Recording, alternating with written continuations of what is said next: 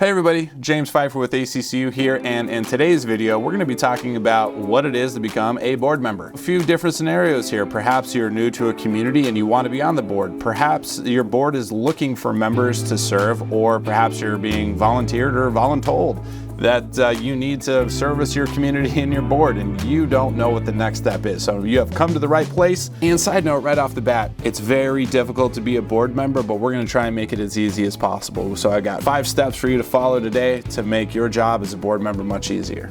All right, step number 1, annual plan. I cannot stress this enough. Now, if you're an ACCU member, I'm gonna go ahead and say that you're familiar with how we set up the calendar to kick off tickets to make sure that things happen throughout the year. But what's most important is you may be a brand new board member who's coming onto the board, and you could be saying, great, I'm really happy to be here and volunteer my time. Where do I go to get my information? If there's an annual plan that's done every single year so a board member can go in and see what's expected of them, what's expected of the management company, it gives a clear demarcation of who's responsible for what and what's going to be expected of you throughout the year. All right, number 2, it's to understand your governing documents. Now, I get it. I have read my fair share of governing documents in the last 21 years. And you know what?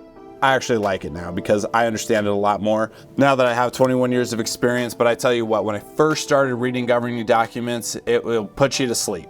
But it's really important as a board member that you read and understand the covenants of a community that you are responsible for enforcing. The next step is to take time to review your association's governing documents. Number 3, a little bit more of a tricky one, and this has to do with education. Education can be seen in a lot of different ways. I mean, really, you could pass your annual education off as, well, we wrote a newsletter, we made sure that we sent it out, but that's not the type of education that I'm talking about here.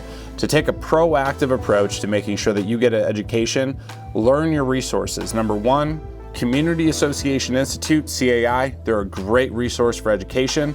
Number 2, your management company more than likely has some form of education that they do throughout the year. Perhaps they do quarterly education, monthly education, and they are inviting their board members. Please take the time to attend. They're taking the time to try and put it together.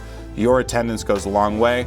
And number 3, a law firm. Many of the law firms in all the states do provide additional education to their members, whether they be community association managers or board members. Take time and take them up on their education opportunities. It's going to help you in the long run. Education. Number 4 is make sure that you're going to be willing and prepared to give your community manager clear direction. Of course, you're going to be relying on your community manager to bring you information to make a decision, but it is incumbent on you as the board member to make a decision and give clear guidance to your manager so they can carry it out for you. I can't stress it enough. Number 4, make sure you give clear guidance to your community association manager.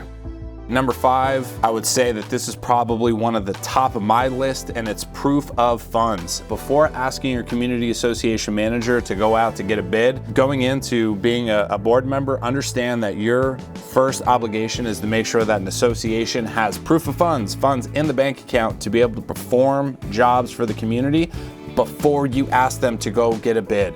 If you need to understand how much something is going to cost, well, I don't know, is this going to be a $100,000 job or is this going to be a $1 million job? In that case, go ahead and get a ROM, a rough order of magnitude. Have a contractor or somebody qualified come out, take a look and say, you're looking probably at a $100,000 job. Then you can determine, all right, we need to either raise $100,000 or we have that in the bank account that we can commit to get this job done.